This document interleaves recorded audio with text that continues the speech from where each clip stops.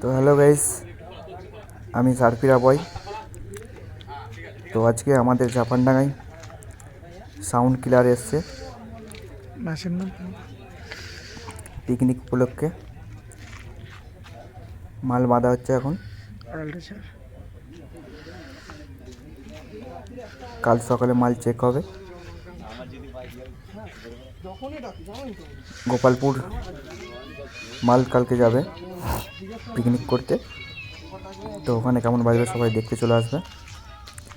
আর যারা যারা আমার চ্যানেলটা সাবস্ক্রাইব করোনি তারা অবশ্যই করে ফেলবে, নতুন নতুন বক্সের ভিডিও দেখতে পাবে। তো আমাদের কার্তিক দা অপারেটর আছে, কাল দেখা যাবে কেমন বাজবে মাল।